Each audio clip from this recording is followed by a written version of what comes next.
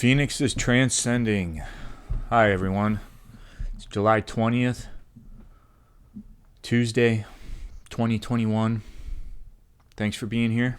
Thanks for watching. My name's Nick Brooks. And mine's Mike. And we're here to discuss some very interesting topics. If you've watched the two previous episodes, I kind of briefly touched on a few things. What I'm going to do today is run through a list of future discussions, and then we're going to briefly touch on just a couple of them today, but mostly we're still just outlining what is to come, and there's so much to talk about. I will tell you, everything that we are talking about here, everything that I talk about, everything Mike talks about, none of this is made up. None of this is false. None of this is here just to do anything except discuss some very bizarre things that happened in my life that I've been trying to understand, figure out, and things that worry me. And they seem to kind of, in a weird way, coincide with things that are happening all around us right now. So that's why I'm here. I think that's why Mike's here also. After telling my story to him, at first, I don't think he believed me, as most people don't, and I can understand. If somebody had told me anything like what I've been putting out there a year and a half, 2 years ago, I would have looked at them and wondered if they were off of their meds or if something was wrong with them. But now, since this has all happened, I see things in a different light, and I think after explaining most of this to Mike, he came around, and one of the things we're going to touch on here, I think, was a turning point for him, because he, for the really the only person that I know that firsthand witnessed something to my story for themselves. Everyone else that I talk to, everyone else that I try to explain things to, it's always just me telling them what happened to me, and them having to believe me just off of my character, which most people who know me know that I very rarely lied before. Now that this has happened, I try every day to tell the truth, and I would encourage you to do the same. See if you can do it. Test yourself. Not even little white lies. Just go all day long and see if you can do it, and then try to do it again the next day, and you will be amazed at how good it makes you feel, really. So, okay, let's see here. First thing, and I briefly touched on this, I think both of the last two episodes, but it is probably the key point, and it's going to be one of the most enjoyed episodes, I believe. It's going to be... That's going to be a bit of a long one. It's going to be it's probably going to be a 2-part episode, but this one will be labeled Magic Mushroom, a.k.a. Kool-Aid Night. And this is an evening where close friends of mine, long-time friends, 30-plus years, and my significant other tried to drug and trick me into doing things against my morals and values, and they used magic mushrooms, and then tried to link nitrous with that, and we're going to go deep into that one. But that is the ultimate story of let's see, supernatural, along with betrayal, lies, manipulation, coercion, and just really at the heart of it, it's just the sick part is the planning. It is all these people that I loved and I trusted with my life. I mean, there's no doubt about it. I worked with my friend Chris daily for years, and doing what I do for a living. Sometimes your life is in someone else's hands, and you just, that's something you just have to accept. And we were close friends. I had no reason not to trust him, but I believe, and I can't prove, I can't 100% prove anything, but through telling my story, through the detail in my story, and all of the bits of pieces that are related to it, I think beyond a reasonable doubt I can show that my friends and my significant other were working together to basically sell my soul to the devil. They were... And what that story really does is just link everything else together. Oh yeah, that is the link to everything else. But it's so deep and so much detail, and without all the detail, it just doesn't quite. It doesn't give it justice. So I'm in works trying to get a good episode of that.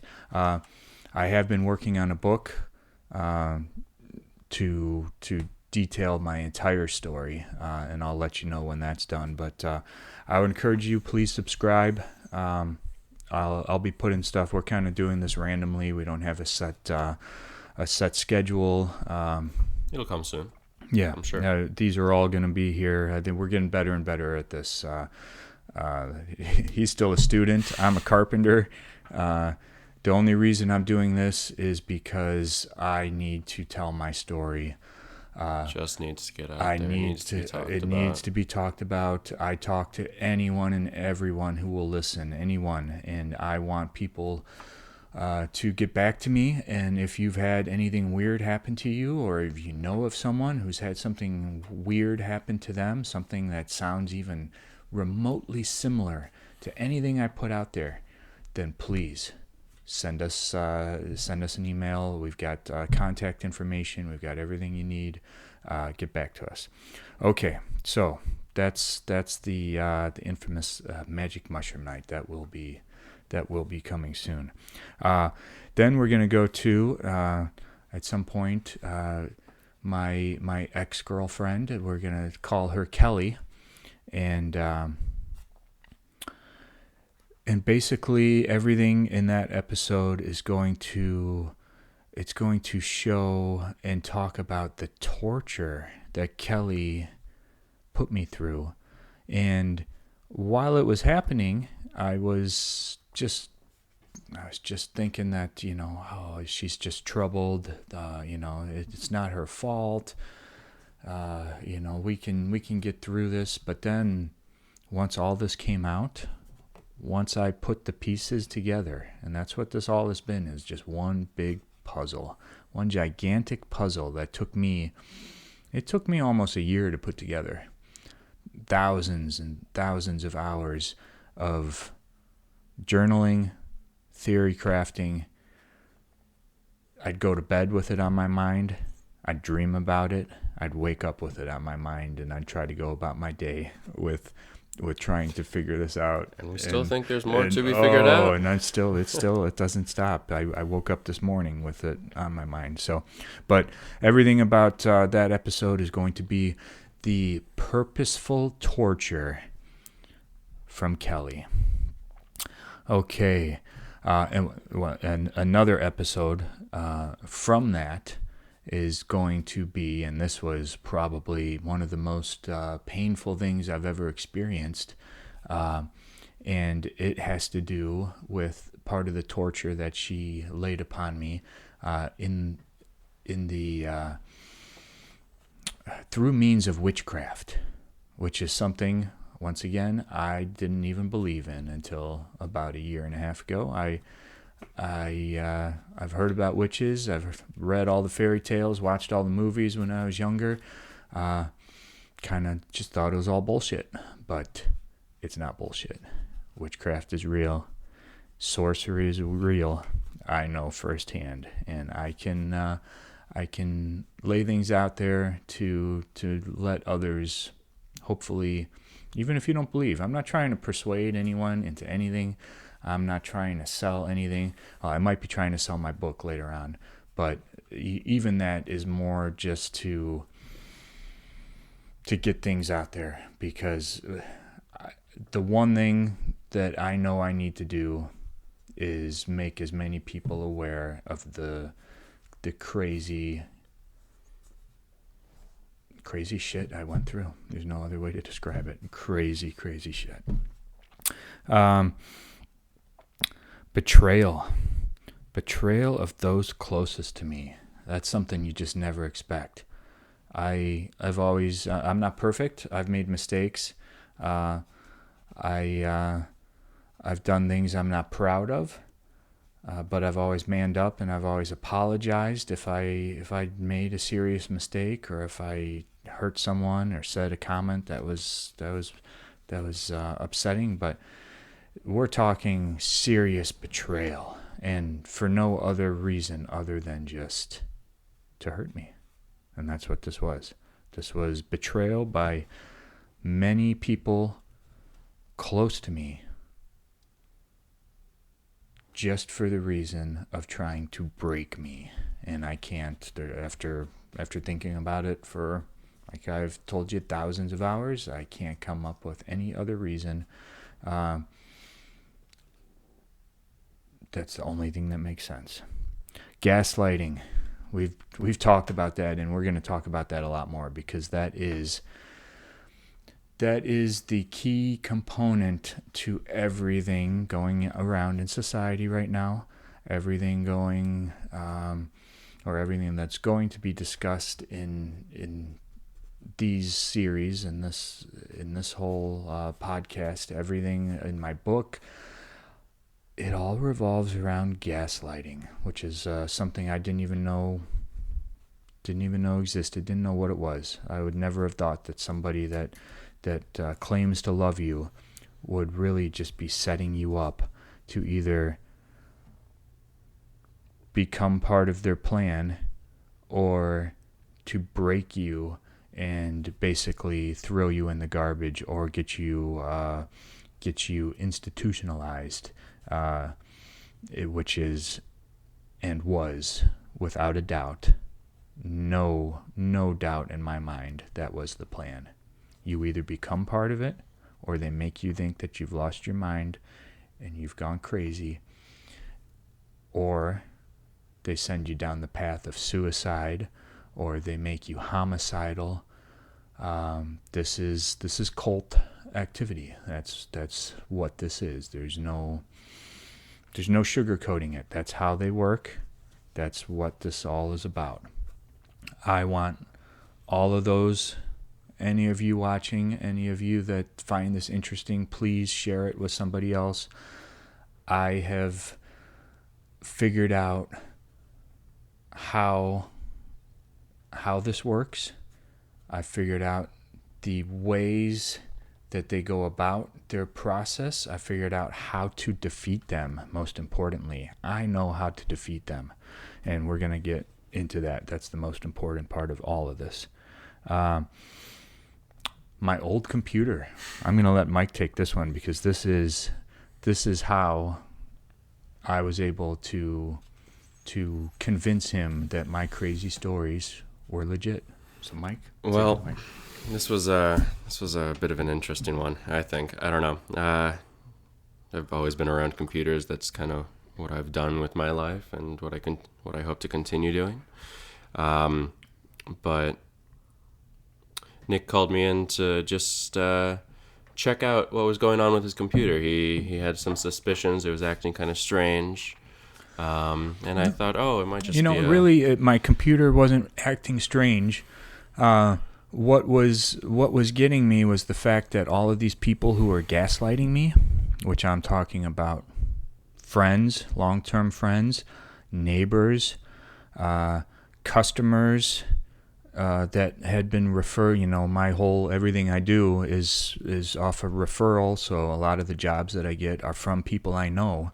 So it's all networked from, little fingers reaching out from everyone. And the level that they were gaslighting me was unbelievable. And I started wondering, how is it that they know all of this personal information? How are they saying things that I just talked about yesterday with my daughter or with my folks? It was either that my house was bugged or my phone and my computer were corrupted. And I brought this guy in because he's a genius with that stuff. And I mean, yeah, I just I tried to look into it a little bit. I think I started just by looking at what processes were running, and that application just kept closing automatically. Just stopped working. So I tried to go through the PowerShell with the admin privileges, and once I tried to open it through there, I got locked out of everything. I couldn't open the Windows Start. I couldn't go into settings. I couldn't do a restart through Windows. Windows just stopped responding, really. I think the only thing that was still functional was like the web browser and just other things like that. Even after like a hard reset, it just and I tried to repair it using the Windows repair function, and it just didn't go through.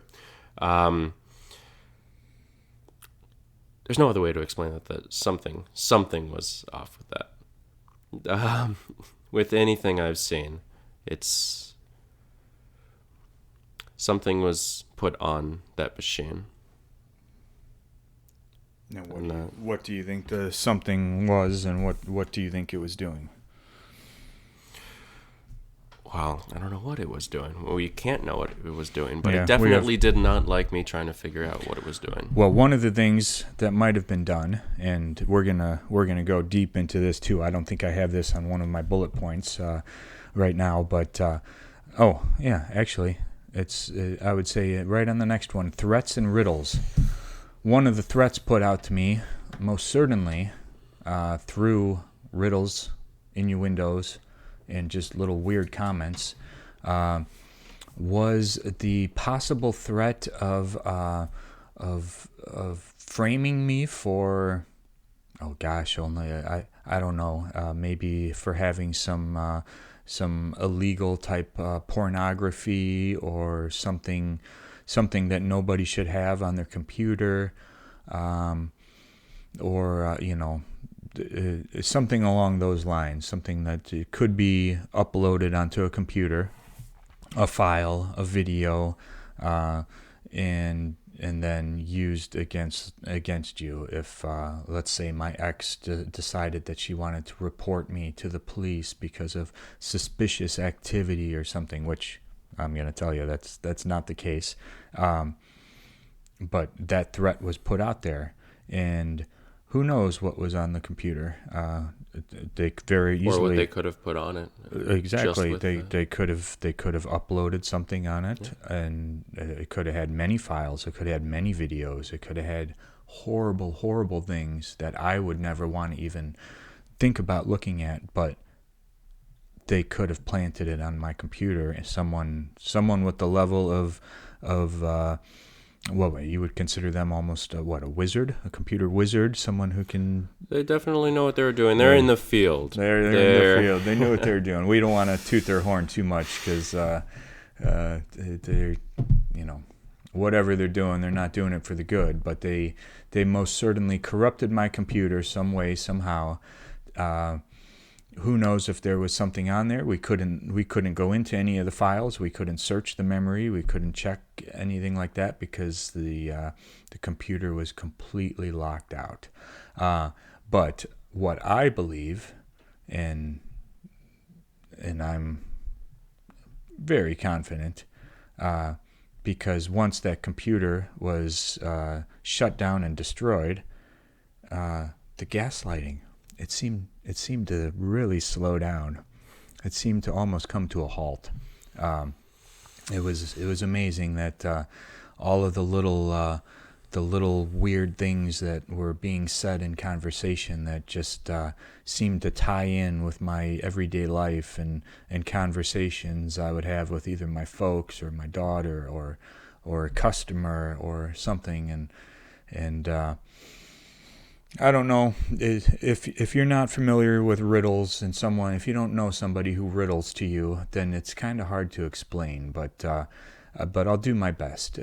A good riddle will basically contain a bunch of little bits of information that tie into other things you've got going on in your life, other things you've conversated about recently, other things that are most certainly memorable, and they tie that in with other conversation that's just normal, and it'd be like similar phrases, similar numbers that just get used over and over again, or a name, or I'm working on some good examples. I've got some in my journals, trying to remember word for word some of the phrases and the things that were said to me. So we'll get into that. But if you know what I'm talking about, you know what I'm talking about, and I believe that's how this works. I'm sure most people, even if you're not religious or have any religious background, most people have heard that the devil uses lies and riddles to do his work. Evil can't spread through truth. It can only spread through lies and riddles, and possibly mistruths. We've been touching on this subject in our conversation this morning, trying to understand some things going on, because everything my ex put out there to me, everything that was done, always had about 5% to 10% truth to it. Just enough that I would believe. Because why wouldn't I believe? I loved her, and she told me she loved me every day, and it sounds real. It sounds truthful. I know the 10% that she's putting out there is legit, but just because something has a tiny bit of truth to it doesn't mean that it's actually truthful. It's just sometimes leading you in the wrong direction. So we could go into a couple of the examples of riddles. Now these are very weak compared to some of them, but after, if you've seen the last episode where I talked about John Wick and what happened after my friend had asked me the crazy question, have you ever seen John Wick? Which doesn't sound too crazy when you first hear it, because it just sounds like somebody asking, hey, have you ever seen this? But that's most certainly not what it meant, because... Long story short, watch the last episode. Yeah, watch the last episode. So basically, after that happened, everywhere I went, all of these people that I would either do work for or conversate with, not all of them, of course, but a heck of a lot of them started saying strange things. Started saying things like, you don't stand a chance. Everything you do, everything you look at, everything you search, they see. So they can basically predict the future. That was one of the things said to me. And it's like, what? Huh? No. Oh, I do remember the explanation that was given for that, but the only reason they're giving you so many chances is because you're so talented at what you do, which I think was a big play on my ego. They're trying to, I think they're trying to break me down by trying to boost my ego to a point where I would be like, yeah, I wanna join this. You guys appreciate my skills, okay? It was all bullshit. It was just a way of them trying to get me to break down and become part of this. We'll go into more of those. I'm going to refine and get my list of riddles and innuendos just set out beautifully so that I can give good example to those of you who are confused about what I mean or have never really dealt with anything like that. A lot of this is going to sound very crazy to most people. I hope most people have not gone through what I did. What I'm doing and why we're here is to tell the story, for one, because it is one of the most interesting stories I think you might ever hear. For two, it will give an advantage to anyone who hears what I have to say, for anyone who tells others what I've talked about, and to understand how it is you deal with these people and how it is you fight back. And really, how you do it is through courage, because they will threaten you. They will threaten. There's also a threat not only that was put out there of possible blackmail of videos, things like that, but also there could, and I'm very curious actually, because this was a threat that was put out to me a few times, that if I talked about this, there would be sex tapes released of me and my ex. She had insinuated that people had recorded us through the windows on a couple different evenings. We'll see. We'll see if they're all just bullshit threats, or if there's actually going to be a Nick Brooks sex tape coming out, and see if I become famous. Let's see. Oh, we are going to talk about people planted purposely in my life after this all happened. A couple in particular, we're going to call them Julie and Jimmy and Julie, and it's a great story, and most certainly they're part of this, and they were planted in my life to try to. She tried to use witchcraft on me. She tried to cast a spell on me, and the only reason it didn't work is because I did not take the pill that he had given me the day before. He gave me an Adderall pill and told me that if you're trying to focus, and I told him I was trying to write a book, and I'm trying to formulate all this stuff and get my thoughts together, and I'm just kind of all over the place, and he had the perfect remedy for that, a pill that just makes you focus, and he sold it like he invented the pill, and it was tempting. It was very tempting, and I almost took it. And that is going to be a story that you'll enjoy also, because that is such a brief overview. That's a very brief overview, but it's enticing enough. Anything to do with witchcraft and speaking spells into fruition and all that stuff, I find very interesting now. I know how it works. I know how to defeat it. So if any of you have dealt with something similar, please pay attention, subscribe, tell somebody. I can help, and if nothing else, I'll entertain for a bit. So, attempted poisoning. Yeah, that's a deep story. That's a very personal story. A little bit on the embarrassing side also. I'm gonna before this is all done, you're gonna see just how real I am about this. Because when I start going into some of these stories, I'm going to talk about things that they get pretty personal. Some of it's embarrassing for me. Some of it is just things that most people wouldn't talk about, and I think most of it is. most of it is, but some of it really is, and I'm going to dive into it because as you watch, I want you to see and to know that I'm 100% legit. This happened to me.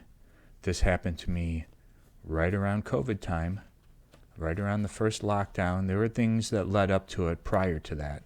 The timeline is going to be laid out, and there were definitely events and things that took place before the lockdown, but shit didn't get real until about a week into the first lockdown, and then everything changed. So I think that's good. That's good for now. I always like to at least put out a couple quotes, some things that I come across that just grab me as I'm listening to videos myself. And one of them that I came across that really, really did grab me. Someday you will be old enough to read fairy tales again. That is C.S. Lewis, and he's got tons of amazing quotes that I'm going to dive into, and I'm going to say that one more time. Someday you will be old enough to read fairy tales again, and that means so much because what I'm going through, what I've been through, what I'm going to lay out to all of you, is basically a fairy tale. It is a fairy tale like I've never heard before, and the only similarities, the only things that tie it into other fairy tales I know is witches, witchcraft, spells, witches. And what do witches do? They like to torture men, Incite chaos. They like to create potions, spells, and really something I like to put out there. I think this is, of all the things that I put out there to people, this is really what seems to grab almost everyone. And they look at me and they always are. I've heard the same response maybe 5 times now, maybe even more. And they always say, I've never really thought about it like that. But when I talk about what do witches do, from all the fairy tales that you've read, from the oldest stories you've known from when you were little kids, what do witches do? They sit there with their cauldron and they create potions. They create magical potions. And what is that? What is that really equal to? It's drugs. What witches create are drugs, which we could go into all sorts. Basically that's kind of what pharma, the whole the word pharma comes from, is something along those lines. Witches create potions, and they are usually made from many different ingredients. If you really want to create a wicked potion, you use wicked ingredients like body parts or fetal cells or all kinds of nasty things like that. So something to think about. Spend just the one thing I would really encourage you when I put some things out like this, don't just let it go through your ears. Spend a few minutes. I'm not trying to convince you of anything, but just spend a few minutes thinking about some of the things that I lay out there like that. So, here's a good one too. I came across this. This is from an unknown source, but I just something about it, and with what's going on today, it just really grabbed me, and I have to say it. So imagine a vaccine so safe you have to be threatened to take it. For a disease so deadly you have to be tested to know you have it. Think about that one for a bit. All right. Till next episode. Thanks for watching.